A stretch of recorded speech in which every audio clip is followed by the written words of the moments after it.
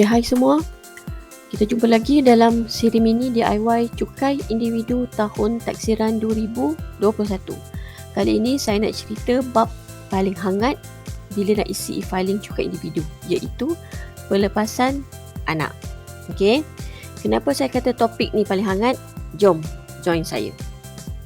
Antara sebab ianya paling hangat sebab pelepasan ini bilangan anak tidak ditetapkan oleh LHDN.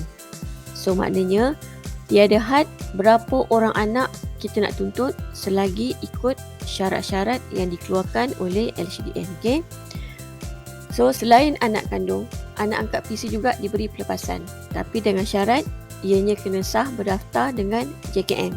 So maknanya kalau kita ada anak angkat yang berdaftar, so kita layak tuntut. Okay? Jika kita tengok secara keseluruhan pelepasan anak ini, dia ada banyak kategori dan pembahagian tuntutan pula yang adil antara si ayah dan si ibu. Okay? So boleh nampak kan 100% ataupun 50-50, maknanya 50% ayah, 50% ibu. Itu pilihannya. Okay? Selain daripada anak sebagai penyambung keturunan dalam satu-satu keluarga, dalam konsep negara pula, mereka juga merupakan salah satu khazanah Malaysia yang tak ternilai. So generasi muda yang berilmu ini sangat penting ya. Jadi sebab itu kita tengok had pelepasan cukai yang tinggi diberikan kepada anak remaja yang meneruskan pelajaran. Tapi sebelum kita nak tuntut, kita masih perlu ikut syarat-syarat oleh LHDN. So secara umum ada 4 syarat ya. Syarat pertama, PC mesti pemaustatin di Malaysia. Okay, jika tak faham, dalam video saya sebelum ni saya ada cerita apa maksud pemaustatin dalam Akta Cukai Pendapatan. Okay. So, PC haruslah orang yang menyara anak sama ada belanja sepenuhnya atau sebahagian. Okay, macam saya kata tadi, sebab tu kita nampak kotak kelayakan. Tuntutan dalam borang e-filing ada 100% dan 50%.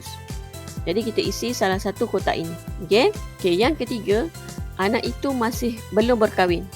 Okay, zaman sekarang saya ada nampak dalam berita tau, anak yang belum mencapai umur 18 tahun dibenarkan juga berkahwin. Jadi once dia dah kahwin, tak kira dia masih belajar atau tidak, okay, secara automatik si ayah mahupun si ibu tak layak nak tuntut pelepasan untuk anak itu. Okay, ini kerana jika anak tu dah kahwin, katakanlah saya bagi contoh, jika anak itu dah kahwin dalam tahun 2021, so maka info dia akan berada pula dalam borang cukai pasangan dia. Okey, sebagai sama ada sebagai isteri ataupun sebagai suami, dia mesti ada dalam borang cukai pasangan dia. So dah tak boleh lah nak tuntut. Okey, kalau dua-dua tuntut ataupun dua-dua info sebagai anak pun dia, sebagai isteri pun dia, dan si ayah atau si ibu tu tuntut, masalah besar nanti. Okay, faham ya? Syarat keempat pula ni special sikit. Okay? Jika si anak terutama yang berumur lebih 18 tahun ada punca pendapatan melebihi had maksimum pelepasan, maka parents tu dah tak layak nak tuntut dah. Okay? Tak faham ya? Okay, sabar kejap. Kejap lagi saya akan bagi contoh lebih detail. Okay? Okay, now kat sini kita boleh tengok ada 3 kategori utama untuk pelepasan anak ni. Kategori pertama, pelepasan anak berumur bawah 18 tahun dalam tahun 2021. Dan ingat ya, syarat yang utama dia masih belum berkahwin. Okey. Jadi anda boleh tuntut sepenuhnya atau separuh terhad 2000 seorang. Okey. Okay, next kita tengok pula pelepasan kategori anak yang kedua.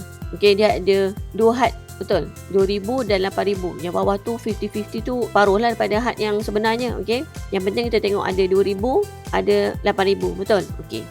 Yang 2,000, yang had 2,000 yang pertama tu adalah tuntutan bagi anak yang berumur lebih 18 tahun dan masih belum berkahwin dalam tahun 2021. Okay? Faham ya?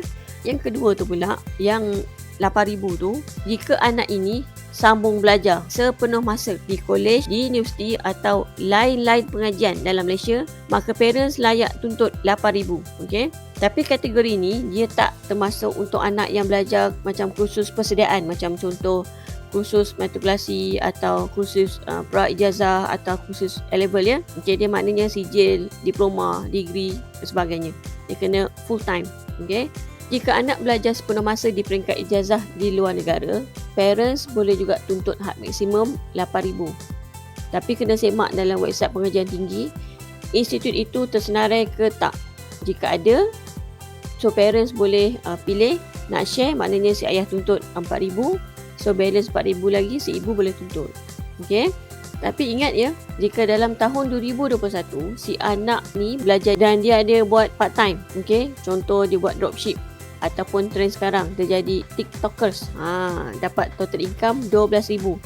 So jumlah tu dah melebihi had RM8,000 macam saya kata tadi kan. Jumlah itu dah melebihi had pelepasan RM8,000 yang parents nak tuntut. So jika dia punya part time income dia dah melebihi had RM8,000, so maka parents tadi dah tak layak juga untuk tuntut pelepasan ini dah. Okey, jelas ya?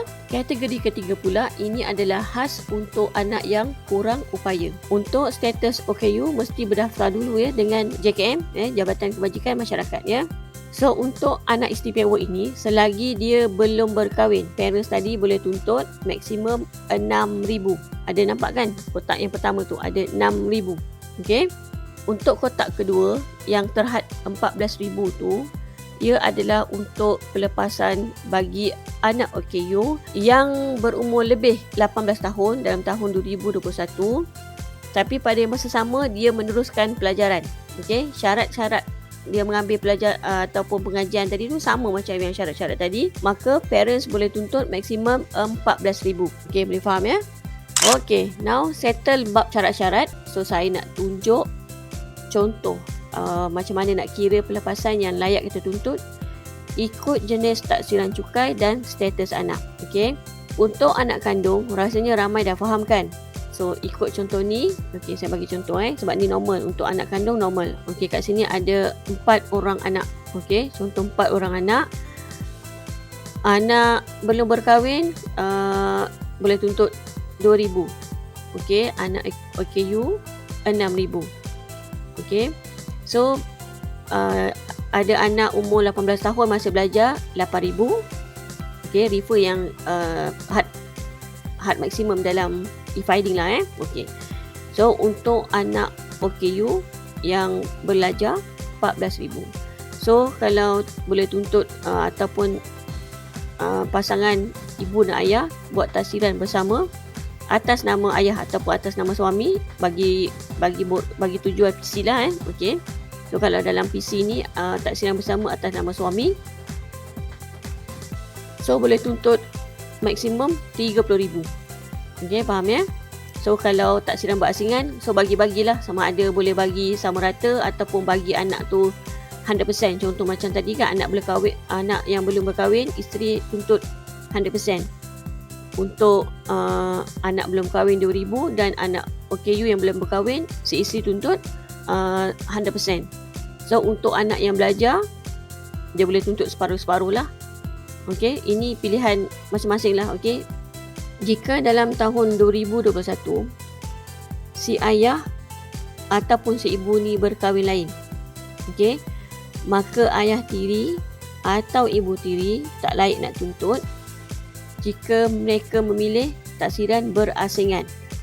So saya bagi follow ikut contoh tadi yang 4 orang anak tadi kan, sama kan, tengok kan contoh 4 orang tadi. So dalam situasi ini si ayah boleh tuntut sama rata dengan si ibu. Faham ya? So maknanya dia bagi sama rata lah.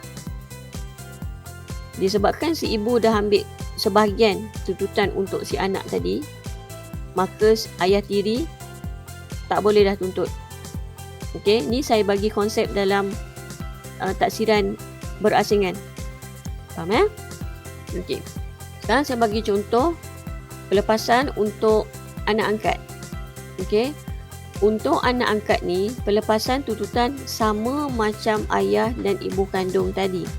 Maknanya parents angkat boleh pilih sama ada share atau tuntut sepenuhnya 100%. Okey, tak ada masalah. Selagi dengan syarat macam saya kata tadi lah, untuk anak angkat ni kena berdaftar dengan JKM. Okey. So dalam contoh ini, andai kata parents angkat tadi bercerai dalam tahun 2021 dan anak-anak ini diserahkan penjagaan kepada ayah kandung, okey, maka ayah kandung boleh tuntut separuh dan salah seorang ayah angkat atau ibu angkat tadi boleh tuntut sebahagian baki pelepasan. Okey, boleh nampak ya? Untuk ayah angkat dan ibu angkat, salah seorang. Taksiran berasingan. Okey, taksiran berasingan. Jadi sebab dia dah bercerai, mesti taksiran berasingan kan? Okey? Boleh nampak contoh ni? Kalau saya bagi contoh ni boleh lagi faham kan? Okey. Okey, sebelum tu saya nak buat declaration. Okey, contoh dalam jadual ni saya reka untuk tunjuk macam mana nak kira pelepasan yang layak untuk semua kategori anak ikut dalam kotak e-filing dan status parent. So, tak ada kena-mengena dengan background siapa-siapa pun. Jelas ya? Saya hanya nak bagi contoh saja. Okey. Sampai di sini saja perkongsian saya untuk bab pelepasan anak tahun taksiran 2021. Untuk video akan datang, saya nak share bab insurans nyawa dan KWSP. So, sebagai tanda sokongan, mohon like dan share video ini. Ajak rakan-rakan lain subscribe channel saya. So, jangan lupa tekan loceng sekali untuk tahu jika saya ada update latest video. Okay, kita jumpa lagi. Bye!